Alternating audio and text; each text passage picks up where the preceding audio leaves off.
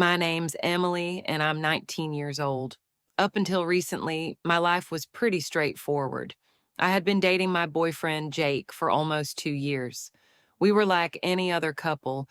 Jake was the ideal boyfriend, caring, affectionate, and always went out of his way to make me feel cherished. But then one day, everything shifted. It all started when Jake decided it was time for me to meet his family, particularly his father, Robert. It seemed like a completely normal thing, right? But that moment marked the beginning of something I could never have predicted. Robert, Jake's dad, came across as a decent guy. He had a warm smile and a good sense of humor.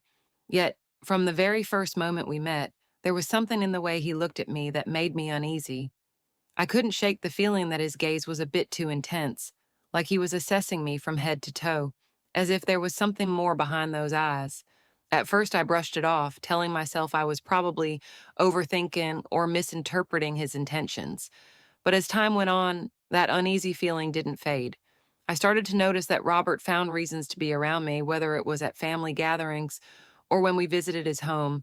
Our conversations began to feel too personal, and his compliments grew increasingly suggestive. All of this left me feeling confused and anxious. Why was Jake's father acting this way? And how was I supposed to handle this uncomfortable situation at just 19 years old without stirring up trouble in my relationship with Jake? I felt completely lost. As time passed, the situation with Robert, Jake's dad, only got worse. His compliments, though subtle, became more frequent. He always seemed to find something to praise, whether it was my looks, my personality, or even my intelligence. It was as if he was trying to woo me, but he did it in such a way that no one else seemed to notice. I was deeply in love with Jake and didn't want to jeopardize our relationship, but the inappropriate attention from Robert left me feeling both uncomfortable and scared. There were moments when I doubted myself, thinking I might be overreacting, but his behavior continued to be unsettling. Every time we went to Jake's house, the tension in the air was almost tangible. Robert kept watching me, and his advances grew more blatant. He'd whisper compliments in my ear when no one else could hear, and sometimes his hands would brush against mine in a way that felt too suggestive. It was as if he was testing how far he could push things before I would push back. I had no idea how to handle this without causing a rift in the family or harming my relationship with Jake. I felt trapped in a dangerous game, and I didn't know how to break free. Part of me wanted to confront Robert directly, to tell him that his behavior was completely out of line and needed to stop. But I was terrified of what might happen. What if this destroyed the bond between father and son? What if Jake didn't believe me or got angry with me?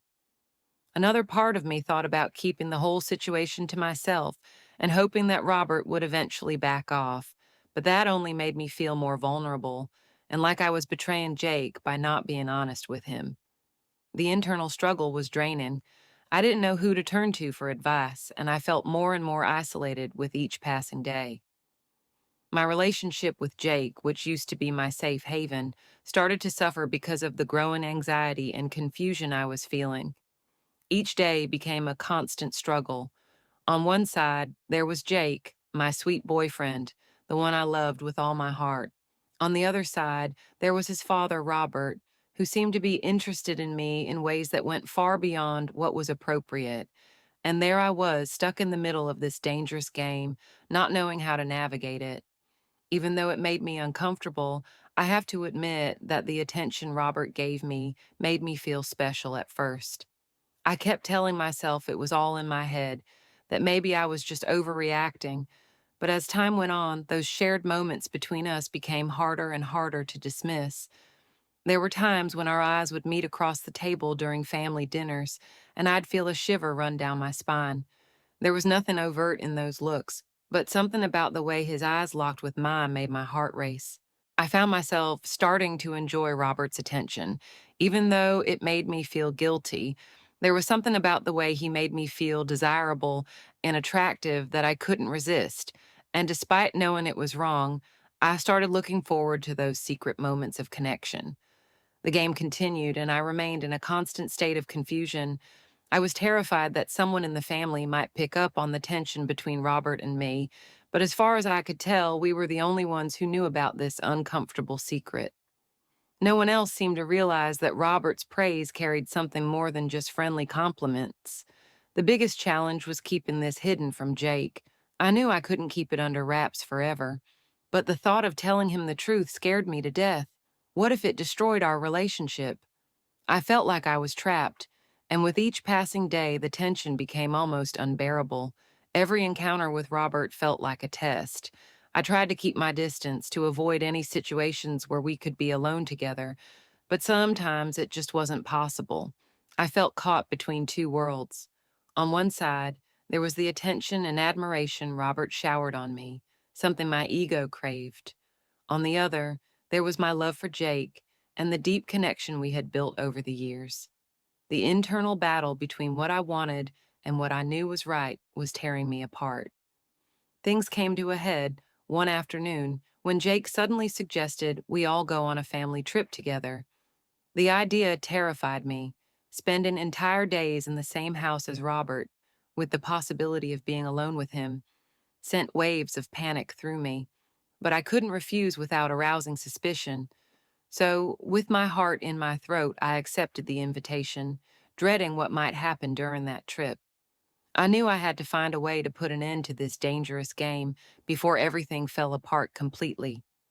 The tension and fear were eating me alive, and I couldn't let my relationship with Jake and my own self-respect be jeopardized any longer. My emotions were in constant turmoil, and I couldn't help but wonder if this situation was some kind of twisted fate, or if I had somehow played a role in creating this mess. I knew I had to make a decision, and I had to make it soon before this game reached its inevitable destructive conclusion. The day of the trip to the cabin in the middle of the woods arrived. My nerves were on edge as I packed for the trip. My mind was a whirlwind of worries and unanswered questions. How was I going to handle being around Robert in such close quarters? Could I keep my distance and stop him from crossing the line? What if things spiraled out of control? Jake was thrilled about the trip, completely unaware of the anxiety gnawing at me. I felt a pang of guilt for not sharing his excitement, but I just couldn't shake the worry. I tried my best to act normal as we packed our things and climbed into the car. The ride to the cabin was tense. Robert was driving, and every time his eyes caught mine in the rearview mirror, a knot tightened in my stomach. It felt like he was wishing for something I couldn't and wouldn't give. We arrived at the cabin, a beautiful spot nestled among the trees and surrounded by nature. At first glance, it seemed like the perfect place for a family getaway, but I knew the tension was lying in wait, ready to erupt at any moment. We settled in, each of us picking a room.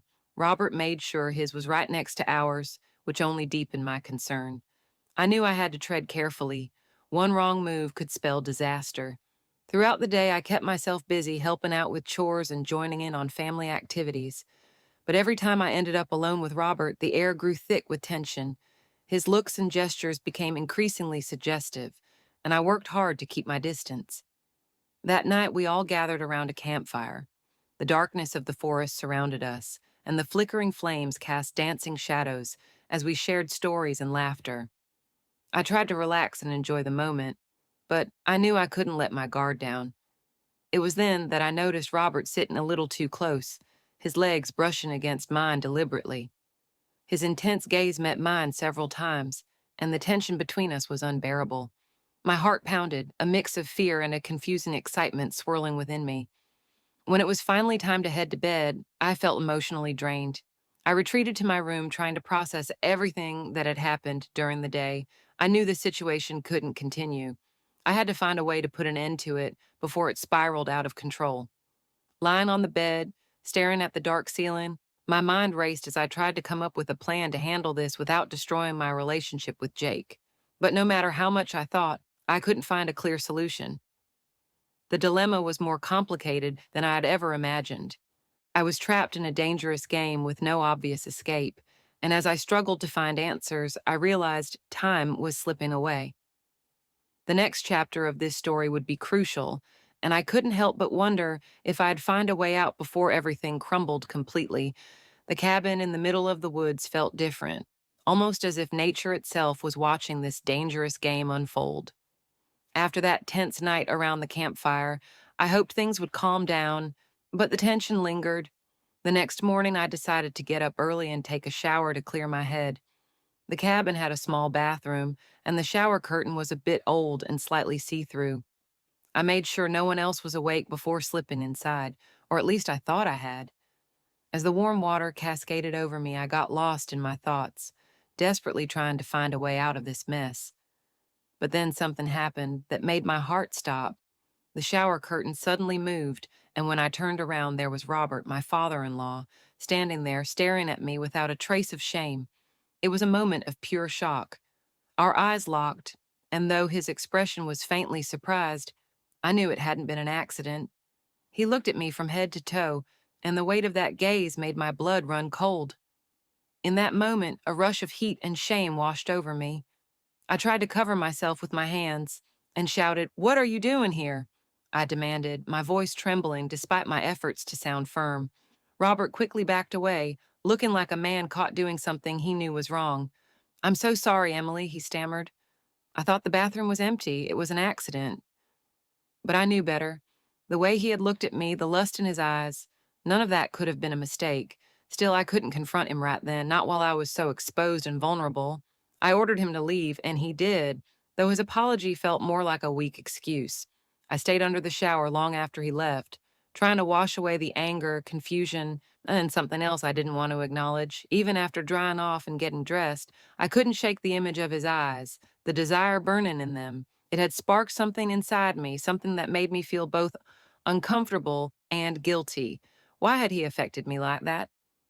After that unsettling encounter in the shower, my mind was a tangled mess. I couldn't believe what had happened, and the worst part was that a part of me had felt more than just surprise in that moment. I had been attracted to him, and that realization terrified me.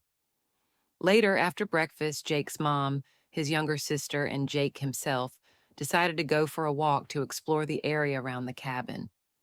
Exhausted from the tension of the past few days, I chose to stay behind, assuring everyone that I just needed a nap. I told Jake not to worry, to enjoy the walk without me. I lay down on the bed, trying to relax, but my mind kept drifting back to what had happened in the shower. Why had that moment stirred something within me? I was filled with thoughts that were completely inappropriate. While I was half asleep, something strange happened. I felt a hand gently slide under the sheets and up my leg. I snapped my eyes open and turned toward the source of that unexpected touch. To my shock and horror, there was Robert, my father-in-law, with a hungry look in his eyes. My heart started racing, and I was too stunned to speak. Robert moved closer, and before I could protest or pull away, he leaned in. My thoughts and doubts swirled into a cloud of confusion. I knew it was wrong, that I shouldn't let this happen, but there was something in me that was drawn to it in a way I couldn't explain. The moment quickly grew more intense, and everything happened so fast. We were lost in a haze of passion, and even though I knew I was betraying Jake and that this was completely out of bounds, I couldn't stop myself from giving in. Robert was experienced, and it showed. I felt like I was trapped in a surreal dream where all rules and morality had vanished. In that instant, we weren't family. We were two desperate lovers. When it was over, reality came crashing back down on me. I pulled away from Robert, my breath ragged, my mind in turmoil. I knew what we had done was wrong, that I had crossed a line I never should have crossed. Robert, looking guilty, apologized again and quickly left the room. I stood there feeling dirty and overwhelmed with guilt. How had it come to this? What was I going to do now? I changed my clothes and sat on the bed trying to gather my scattered thoughts. I knew I had to confront what had happened and make some tough decisions. I couldn't keep letting this situation continue, but I also couldn't ignore the fact that I had felt something for Robert, my father-in-law. As time passed, I found myself tangled in a web of emotions and moral dilemmas. When Jake, his sister, and his mom came back, I acted like everything was normal, but inside, my mind was still tormented by what had happened. I didn't know how I was going to deal with the consequences. How could I mend the relationships that had been damaged? And most importantly, how was I going to cope with my own confusion and guilt? After that shocking moment in the cabin with Robert, I was overwhelmed with confusion. I knew what we had done was wrong, but I also had to process the jumble of emotions I was feeling. I felt guilty, excited, and at the same time terrified of what this meant for my relationship with Jake. I made the decision to keep what happened a secret. It was something I preferred to bury deep within myself. My internal struggle grew more intense, but I chose to act as if nothing had happened. I wanted to protect Jake from the truth and, in a way, protect Robert too. I convinced myself that this was the best way to avoid causing anyone pain. The days following that intimate encounter were unsettling. My relationship with Jake grew more tense, though he didn't know the real reason. I couldn't bring myself to look Robert in the eyes, and whenever we were close, I felt a wave of discomfort and embarrassment. Despite everything, I couldn't stop thinking about that moment in the cabin. It had been thrilling in a way I had never experienced before. That encounter with Robert made me question my relationship with Jake. Did I truly love him, or was I just with him out of habit? I realized that the passion and intensity I had felt with Robert made me feel more alive than I had in a long time. But I also knew I couldn't keep going down that path. Infidelity was dangerous ground, and while I was attracted to him, I knew it wasn't the right direction for me. I promised myself I would never let something like that happen again. I needed to focus on my relationship with Jake and find a way to navigate through this crisis. Slowly, I started to distance myself from Robert. I avoided being alone with him and tried to maintain a neutral demeanor whenever he was around. However, despite my efforts to return to normal, the tension lingered in the air. Jake, sensing the change in my behavior, began to ask questions. I dodged his inquiries, insisting I was just going through a rough patch. I didn't want to hurt him even more by revealing the truth. As the days turned into weeks, my relationship with Jake continued, but something was undeniably broken between us. It became harder for us to connect like we used to, and our arguments grew more frequent. It felt like our relationship was slowly unraveling, and I didn't know how to stop it. In my mind, I kept replaying the mistake I had made with Robert, and I knew I had to learn from it. Infidelity never leads to anything good, and I had crossed a line I should never have approached. The memory of that encounter with my father-in-law became a constant reminder of the wrong choices we can make when we give in to temptation. As time passed, Jake and I came to the painful realization that we needed to take separate paths. Our relationship had changed in ways that couldn't be undone, and although it hurt, we knew it was the best decision for both of us. I made a mistake, but I also gained a valuable lesson that I will carry with me always.